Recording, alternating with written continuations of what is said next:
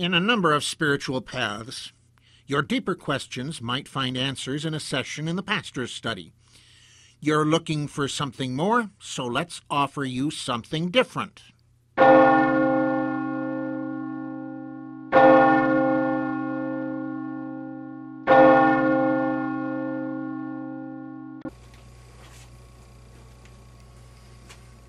Merry meet, blessed be. I'm Aiden, High Priest of the Temple of Guyana, Priest of the Universal Gnostic Fellowship, and welcome to yet another session in a very different pastor's study. As you know, the other podcast that I do is an audio called The Secrets in Plain Sight, and somebody criticized it as being too political. Well, unfortunately, it may be different in other places, but here in the United States, we're living in very politicized times. And, quite bluntly, people are using politics and mixing religion with it as a way to get their way, their agenda, sometimes at our expense. The expense of those of us who have our own way to go, our different way to go. And unfortunately, because we're small enough and disorganized enough, and without enough of a structure, they might try to steamroller us before they take aim at Muslims, Buddhists, Jews, and others. But you know what? Regardless of the politics, there are certain truths that really ought to come out. I know Lady Stormy, about a year ago, she took a course in Old Testament theology from Amherst University, what used to be called Southern Christian University. Yeah, Lady Stormy. Who's very proud of who she is, and I'm very proud of my wife and High Priestess. But she said she learned an awful lot there, including an awful lot about paganism that she didn't know. Why? Because the Old Testament Jews were pagans too. And you'll find an awful lot there. I'm going to give you a little bit of a teaser.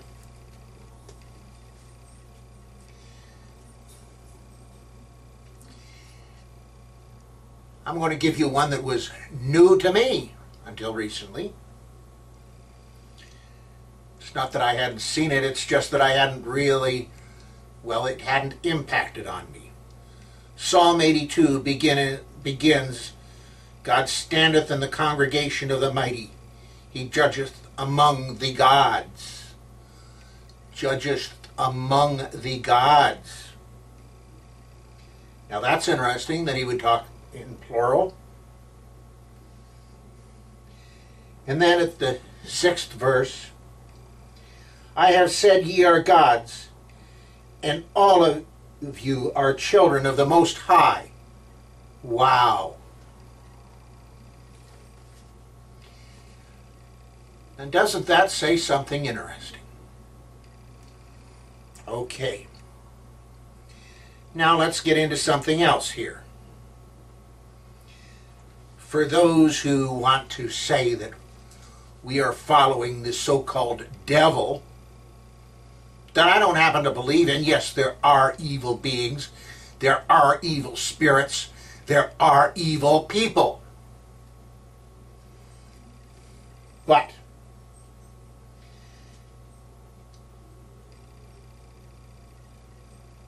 we have a case here in the 12th chapter of Matthew where somebody was accusing Jesus of using the devil to chase out devils.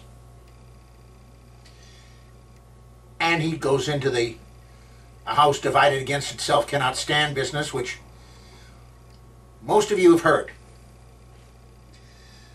But then in the 31st verse, Wherefore I say unto you, all manner of sin and blasphemy shall be forgiven unto men, but the blasphemy against the Holy Ghost shall not be forgiven unto men.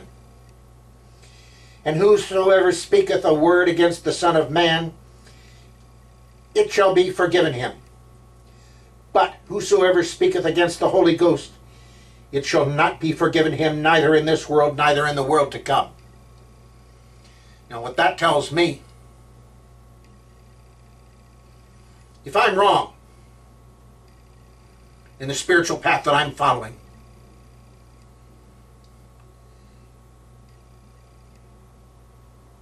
I don't have too much to worry about. But if I'm right and somebody tells me that I'm following the devil, they got something to worry about, a lot bigger than anything that I would ever have to worry about. So figure the odds on that. Another one. Now, everybody talks about John 3:16. And you'll see this one all over the place, including on people's bumpers, license plates, and all that other stuff. John 3:16, for God so loved the world, etc., etc. How about God? What about John 10:16?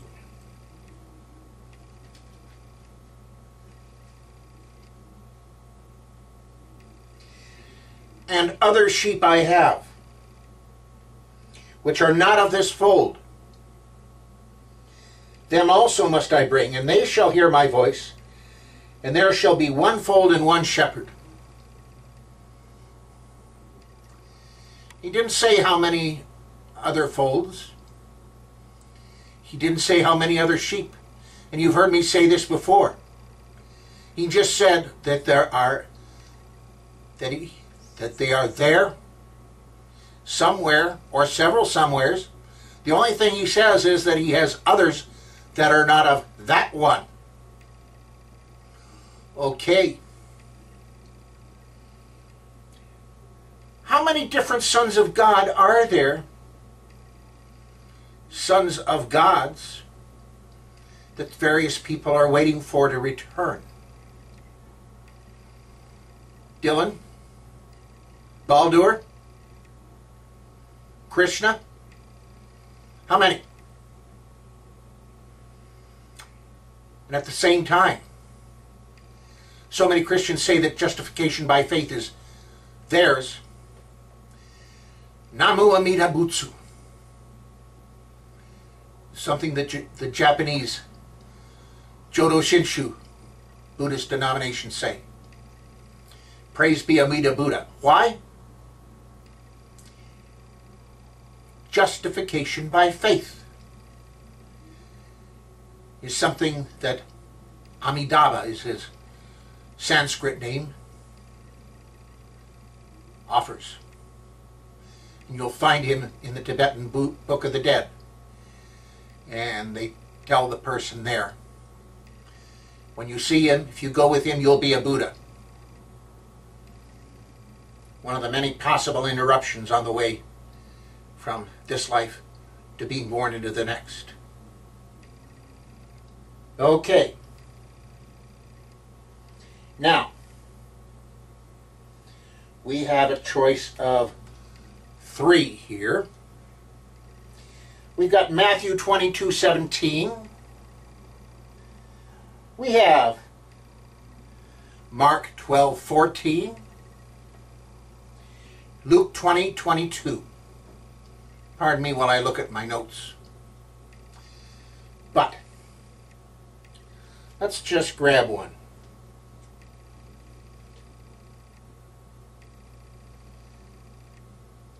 It's the same story.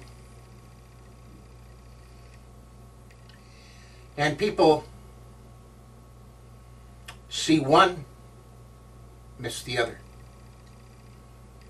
Partly because of limited education, so to speak.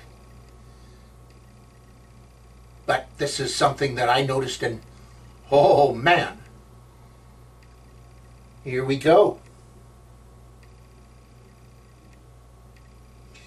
And they asked him, saying, Master, we know that thou sayest and teachest rightly, neither acceptest thou the person of any, but teachest the way of God truly. Is it lawful for us to give tribute unto Caesar or no? But he perceived their craftiness, and he said to them, Why tempt ye me? Show me a penny. Whose image and superscription hath it? And they answered and said, Caesar's. And he said unto them, Render therefore unto Caesar the things which are Caesar's, and unto God the things which are God's. And they marveled, etc. These were people trying to tempt him. It was a question almost like the proverbial, have you stopped beating your wife? Answer yes or no. Well, one thing that is in here that people don't mention. They talk about render unto Caesar what is Caesar's. That's the way you pay the IRS, no matter how faithful you are to your spiritual path, you're going to pay your taxes. Well, there's something else that somebody forgot. Somebody who doesn't bother to teach. This happened on the temple grounds. Now, you may remember, if you went through any kind of Christian upbringing, the story about how he turned over the tables of the money changers. Well, let me tell you about the money changers. Temple grounds were sacred grounds. And among other things that you didn't bring onto the temple grounds was secular money. You changed your secular money to temple money, and the only money that you could spend for buying animals for sacrifice or anything else was temple money. Now, he asked them to show him a coin that's used to pay the tax, and they showed him a coin with Caesar's picture on it. Well, guess what? Big time desecration. By rights, they could have been stoned to death. They owed him one. But now I'm going to get into something even more exciting.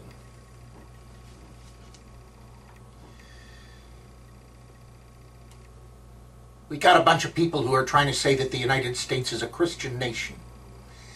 It was founded by Christians with Christian principles. And no, it wasn't. Thomas Jefferson, as a matter of fact, was a deist. He believed in the divine. He just didn't follow any particular path. And there were a few others. And one time, somebody wrote Thomas Paine and said, what you're saying here is that a Mohammedan or a pagan can run for office. And he wrote back and said, in essence, yeah. And I found something here.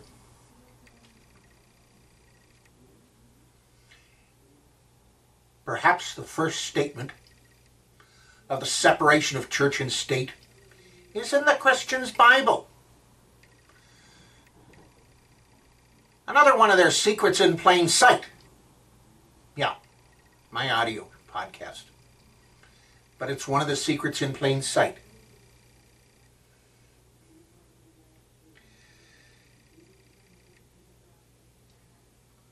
Jesus is on trial.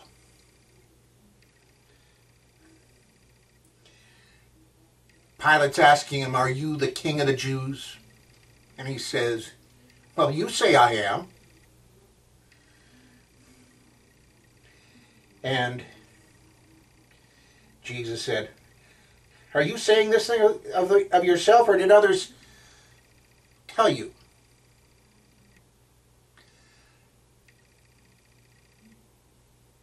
And Pilate answered, am I a Jew? thine own nation and the chief priests have delivered thee unto me. What hast thou done? And Jesus answered, my kingdom is not of this world. If my kingdom were of this world, then would my servants fight, that I should not be delivered to the Jews. But now is my kingdom not from hence.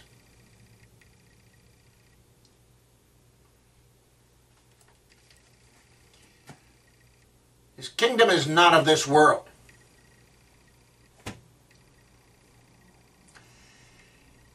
He also said elsewhere that the only way that Pilate got his power and his authority was that it was given to him. And guess from where? Now, I'm not going to get too much into Christian teaching, except to say that we've got some people who call themselves Christians, and please don't call me a Christian. We got some people who call themselves Christians who need to read a little bit more of their Bible, don't they?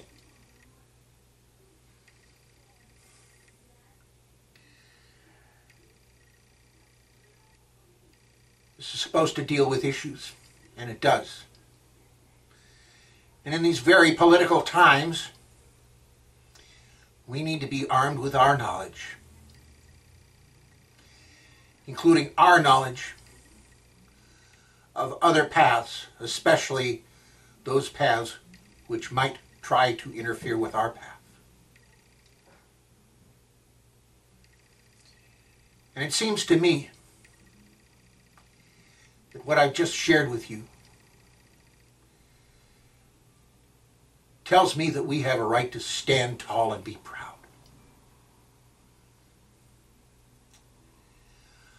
I'm Mike. Blessed be. Uriel's Gifts and the Secrets in Plain Sight are sponsored by the Temple of Gaia. At Temple of Gaia, we don't train you to our path. We show you how to find and pursue your own path.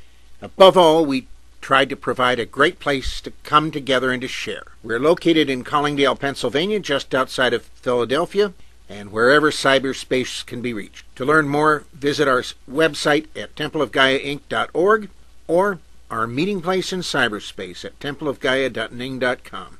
Thank you for coming. Feel free to return at any time. We intend to always have something for you here. Blessed be.